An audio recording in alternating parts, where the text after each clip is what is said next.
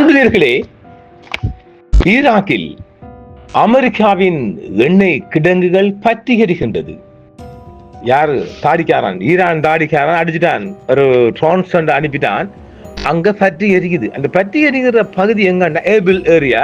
அது முற்றுவதாக குர்திஸ்தான்காரங்க அவங்க ஒரு தனிநாடு கேட்கறாங்க ஈராக்குக்குள்ள. அந்த பகுதியில அமெரிக்கா சதாம் ஹுசேனை அழிச்சிட்டு அந்த பகுதியை ஃபுல்லா பிடிச்சிட்டு அவங்க ஆதரவை வச்சுக்கிட்டு அவங்களுக்கு ஒரு பாதுகாப்பாக ஒரு ஏபஸையும் அமெரிக்கா வச்சுக்கிட்டு அவன் எண்ணையும் சுருண்டைக்கு இருந்தாங்க.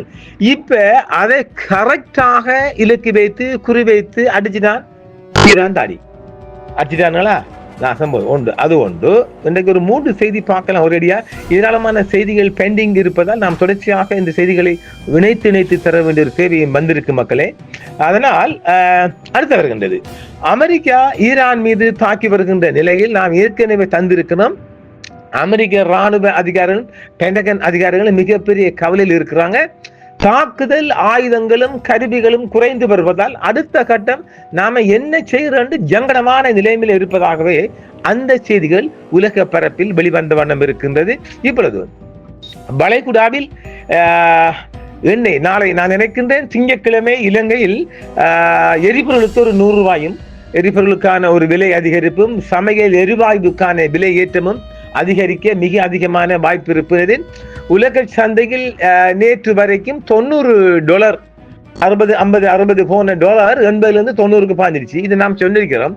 120 வரையும் செல்லக்கூடிய இந்த 7 தினங்களுக்குள்ளேயும் பார்க்கலாம்.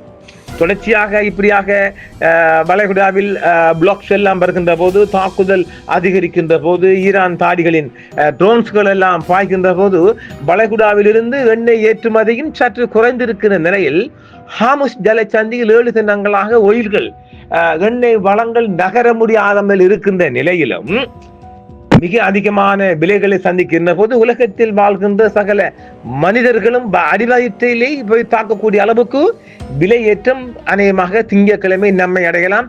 நேற்றே இந்தியாவில் விலை அதிகரித்து விட்டது.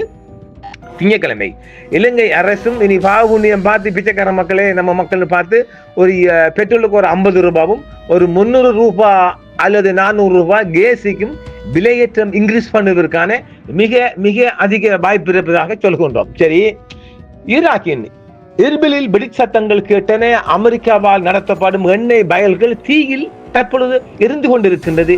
இந்த செய்தியை நாம் பதிவு செய்கின்ற போது ஈராக்கின் தன்னாட்சி பெற்ற குர்திஸ்தான் பிராந்தியத்தில் உள்ள எர்பில் விமான நிலையம் அருகே வெள்ளிக்கிழமை முதல் வெடிச்சத்தங்கள் கேட்டு வந்ததாகவும் சனிக்கிழமை முதல் மேலும் இந்த தாக்குதலால் அமெரிக்காவால் நடத்தப்படும் எண்ணெய் வயல் கிடங்குகள் பிளான்ட்டுகள் பற்றி எரிக்கின்றது. அதை இன்னும் எரிக்க அடக்க முடியவில்லை. IPL ஈராக்கின் தன்னாட்சி பெற்ற குர்திஸ்தான் பிராந்தியத்தில் உள்ள எர்பில் விமான நிலையம் அருகே வெடிப்பு சத்தங்கள் கேட்டன என்று மேலும் இந்த தாக்குதல்கள் அமெரிக்காவால் நடத்தப்படும் எண்ணெய் வயல் உற்பத்தியை நிறுத்தி இருக்கின்றது. அமெரிக்கா தலைமையிலான கூட்டு படைகள் வசிக்கும் விமான நிலைய பகுதிக்கு அருகில் இருந்து சாம்பல் புகை எழுவதையும் சத்தம் ஒளிவதையும் வானை நோக்கி மிக உயரமாக சாம்பல் நிற புகைகள் எழும்பி வருவதாகவும் அங்கிருந்து சர்வதேச செய்திகள் தெரிவிக்கின்றது. சர்வதேச ஊடகங்கள் அங்க முகாமிட்டு இருக்கிறாங்க. அமெரிக்க குடியிருப்புகளை வசிக்கும் தன்னாட்சி பெற்ற குர்திஸ்தான் பகுதி மத்திய கிழக்கை சூழ்ந்துள்ள போரில் இழுக்கப்பட்டுள்ளது. பெரும்பாலும் அமெரிக்க தளங்கள் மற்றும் நலன்கள் மீதான ட்ரோன் தாக்குதல்களால் பாதிக்கப்பட்டுள்ளது. ஒரு பெரிய அமெரிக்க தூதரக வளாகத்தின் தாயகமான எர்பில் நகரத்தின் மீது ட்ரோன்கள் பல முறை இடமறிக்கப்பட்டாலும் அதற்குள்ள நரவில் பூந்து தாக்குதலை செய்திருப்பதாகவே CNN செய்தி பரப்புகின்றது. டோஹுக் மாகாணத்தில் உள்ள ஷர்ஜான் பகுதியில் நடந்த தாக்குதலை தொடர்ந்து அமெரிக்க நிறுவனமான HKN எனர்ஜியால் இயக்கப்படும் எண்ணெய் வயலில் ஆயில் பிளான் எண்ணெய் உற்பத்தி நிறுத்தப்பட்டதாக குர்திஸ்தான் இயற்கை வள அமைச்சகம் தெரிவித்திருக்கின்றது. முந்தைய நாள் 2 ட்ரோன்கள் மூலம் தாக்குதல் நடத்தப்பட்டதாக பாதுகாப்பு வட்டாரங்கள் தெரிவித்திருக்கின்றது. சமீபத்தில் மீண்டும் நிலைத்தன்மையை அடைந்துள்ள ஈராக் ஆனால் நீண்ட காலமாக அமெரிக்காவுக்கும் ஈரானுக்கும் இடையிலான ஒரு பினாமி போர்க்களமாக இருந்து வருகிறது. போரில் இழுக்கப்படுவதை விரும்பவில்லை என்று கூறுகின்றது. ஆனால் அது விடப்படவில்லை. விதி விட்டவைகள் யாரை விட்டு வைக்கும்? பல ஈரான் ஆதரவு ஆயுத குழுக்கள் ஈராக்கில் இஸ்லாமிய எதிர்ப்பு என்று அழைக்கப்படுகின்றன. இதில் கட்டேப், ஹெஸ்புல்லாவும் அடங்கும். அவர்கள் நடுநிலை வைக்கப் போவதில்லை என்று அமெரிக்க தளங்கள் மீது டசன் கணக்கான ட்ரோன் தாக்குதல்களை தாக்கியுள்ளதாகவும் தெரிவிக்கப்படுறது. அதாவது இதை உணர்ந்து நாம் ஒரு செய்தியை சொல்லணும். நாம தந்திருக்கிறோம். இந்த கட்டப் ஹிஸ்புல்லா என்பது ஈராக்குக்குள்ள இருக்கிற ஒரு இந்த சூசைட் படை, என்ன சொல்றது, ஜிஹாத் படை. அவர்கள் ஏற்கனவே தற்கொலைக்காக 5000 அந்த கட்டப் ஹிஸ்புல்லாக்கள், இது ஈராக்கில் ஹிஸ்புல்லா, நம்முடைய காத்தாங்குடி ஹிஸ்புல்லா இல்ல, இது கட்டப் என்ற ஒரு ஹிஸ்புல்லா ஈராக்ல நிலை கொண்டிருக்கின்றார்கள். அவர்கள் ஏற்கனவே IRGயுடன் இணைந்து தாக்குதலுக்கு தயாராக இருப்பதாகவும், அவர்கள் ஒரு பொது இடத்தில் கையொப்பமிட்டு ஒரு 5000 மக்கள் நாங்கள் தற்கொலைக்கு தயார் என்ற ஒரு சூசைட் படையாக மாறிட்டார்கள். அவன் தான் இப்ப அடிக்க போறான் ஈராக்குள்ள. அப்ப அது ஈரான் ஆதரவு பெற்ற அணி. அவர்கள் நடுநிலை வைக்கப் போவதில்லை என்றும் அமெரிக்க தளங்கள் மீது டசன் கணக்கான ட்ரோன் தாக்குதலை தாக்கிதாக குறிக்க. அவங்க ஈரான் தானே கொடுப்பாங்க, அவன் அடிப்பான் உள்ளுக்குள்ளே. குர்திஸ்தானில் ஒரு எண்ணெய் நிறுவனத்தின் வட்டாரம் பெரும்பாலான வெளிநாட்டு எண்ணெய் நிறுவனங்கள் முன்னெச்சரிக்கை நடவடிக்கையாக உற்பத்தியை தற்காலிகமாக நிறுத்தியதாகவே சொல்லுகின்றது ஈராக்கு உள்ளிருந்து. இதே நேரம் கட்டாரும் நிறுத்திருக்காருல்ல, குவைத் நிறுத்திருக்காருல்ல, UAE அமீரகம் நிறுத்திருக்காருல்ல. இப்ப 4வது நாடாக ஈரான் தன்னுடைய ஒயில் உற்பத்தியை நிறுத்தி இருக்கின்றது அறிவிக்கப்படுகின்றது உத்தியோகபூர்வமாக. இதே நேரம் ஈரானுடனான போரில் வெடிமருந்து கையிருப்பு குறைந்து வருவது குறித்து அமெரிக்கா பெரும் கவலையை கொண்டிருப்பதாக பென்டகன் மீண்டும் தெரிவித்திருக்கின்றது. ஈரானுக்கு எதிரான போரில் வெடிமருந்துகளின் இருப்பு குறைந்து வருவது குறித்து அமெரிக்கா மிகப்பெரிய கவலை கொண்டுள்ளதாகவே உலக பரப்பில் மிகப்பெரிய செய்திகள் வெளிவந்த வண்ணம் இருக்கின்றது. அமெரிக்க படைகளும் அதிர்ந்திருக்கின்றது.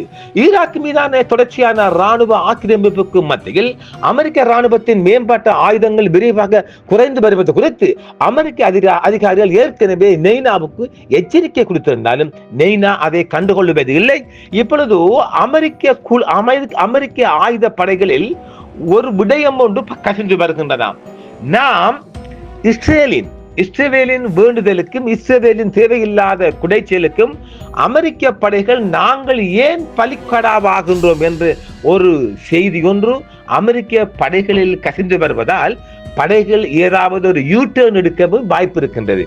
நாம் தேவையில்லாத ஒரு சண்டையில் போயிட்டு மாட்டிக்கிட்டு நாம வலையில சிக்கிக்கிட்டு நாமேன் செத்து மடிய வேண்டும் என்று அமெரிக்க படைகளுக்குள் ஒரு மெசேஜ் பரவி வந்தால் அமெரிக்க படைகள் யூட்டர்ன் எடுத்து அமெரிக்காக்குள்ளேயே மாற்றலாம்.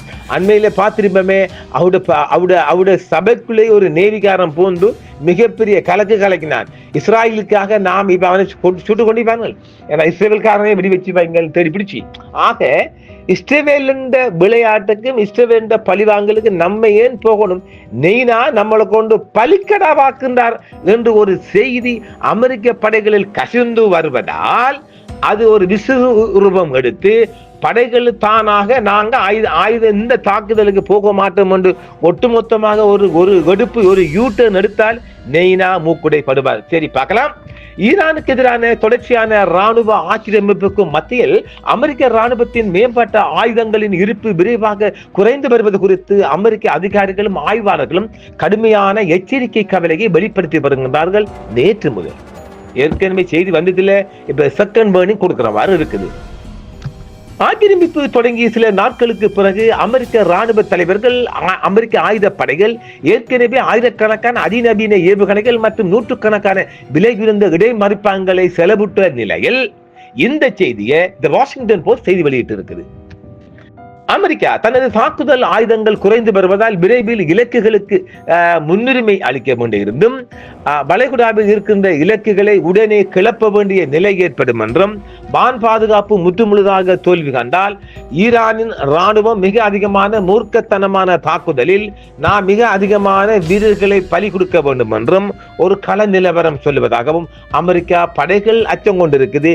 நெய்னா அதில் கவலை கொள்ளவில்லை. எவனை கொடுத்தாலும் எவனை பலி கொடுத்தாலும் ஈரான ஒன்று பண்ணுங்க உத்தரவிட்டாராம். பார்க்கலாம். குறைந்து வரும் வெடிமருந்துகள் குறித்த அமெரிக்க கவலைகள் இப்போது இஸ்ரேல் மற்றும் பாரசீக வளைகுடா நாடுகள் போன்ற நட்பு நாடுகளை பாதித்து வருகின்றன. பாரசீக வளைகுடா நட்பு நாடான CNN அதன் ஏவுகணை இடைமறிப்பு கையிருப்பு தீர்ந்து விட்டதாகவும் அவசரமாக நிரப்பப்பட வேண்டியதாகவும் சொல்லப்படுகின்றது. அமெரிக்க ஆயுதங்கள் குறைந்து வருவது உக்ரைன் மற்றும் தைவானுக்கான ஆதரவை பலவீனப்படுத்தக்கூடும் என்றும் ரஷ்யா மற்றும் சீனாவுக்கு எதிரான தடுப்பு குறையும் என்றும் அமெரிக்க நிபுணர்கள் நெய்னாவுக்கும் படை அதிகாரிகளுக்கும் ஒரு எச்சரிக்கை கொடுத்திருப்பதாகவே சொல்லப்படுகின்றது.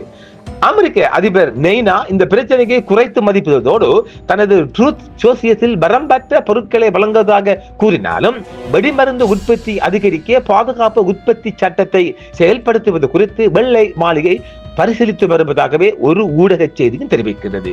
யுஎஸ் பெட்யார்ட் ஏவுகணை இருப்புகள் வேகமாக குறைந்து வருவதாகவும் யுக்ரைன் போரை நினைவூட்டும் நீடித்த துஷ்பிரயோக மோதலுக்கு ஆபத்தை விளைவிக்கும் என்றும் மேலும் ஒரு மூலோபாய மறுமதிப்பீட்டை கட்டாயப்படுத்தக்கூடும் என்றும் மூலோபாய மற்றும் சர்வதேச ஆய்வுகள் மையம் மதிப்பிட்டது.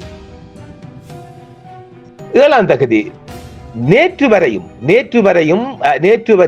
விடப்பட்ட அறிக்கையின்படி நேற்று வரையும் அமெரிக்க நலன்களுடன் தொடர்புடைய ஈராக்கில் எண்ணெய் உட்கட்டமைப்பை குறிவைத்து ட்ரோன் தாக்குதல்கள் நடத்தப்பட்டன. இதனால் தீ விபத்துக்கள் ஏற்பட்டன என்று மேலும் உற்பத்தியை அது நிறுத்தி இருப்பதாகவும் அந்த செய்தி தெரிவிக்கின்றது. பாஸ்ரா கம்பவுண்ட் மேற்கு ஈராக் பாஸ்ராவில் உள்ள ஹாலிபர்டன் மற்றும் KBR ஆகிய அமெரிக்க எண்ணெய் நிறுவனங்களின் ஊழியர்களை தங்க வைக்கும் ஒரு வளாகத்தில் ட்ரோன் தாக்குதல் நடத்தப்பட்டிருக்கின்றது. இதனால் அலுவலகங்கள் மற்றும் சேமிப்பு பகுதிகளில் தீப்பிடித்து எரிந்து கொண்டிருக்கின்றது. பரந்த சூழலில் இந்த தாக்குதல்கள் பிராந்தியத்தில் அமெரிக்க நலன்களுக்கு எதிராக ஈரான் ஆதரவு பெற்ற ஆயுத குழுக்களின் நடவடிக்கையில் ஒரு பகுதியாகும் என்றும் அந்த கட்டகை சொல்லாதான். குர்திஸ்தானில் உள்ள பல வெளிநாட்டு எண்ணெய் நிறுவனங்கள் முன்னெச்சரிக்கை நடவடிக்கையை தனது உற்பத்தியை நிறுத்தி இருக்கின்றன. அதாவது அங்க லோக்கலுக்குள்ள எங்க ஏர்பிடல் பகுதியில் இருக்கின்ற ஈரானுக்கு ஆதரவான கட்டாபி சூழலாக்கு இந்த தாக்குதலை தொடுத்திருக்கிறான். அப்ப யாருக்கு இதுக்கு ட்ரோன் கொடுத்திருப்பாங்க? இங்க ஈரான் தாடிகள் கொடுத்திருக்கும். இப்பொழுது அந்த டபுள் என்டிஆரம் பாருங்கள். இந்த தாக்குதல் பிராந்தியத்தில் அமெரிக்க நலன்களுக்கு எதிராக ஈரான் ஆதரவு பெற்ற ஆயுத குழுக்களின் நடவடிக்கையின் ஒரு பகுதியாகும். Part of attack.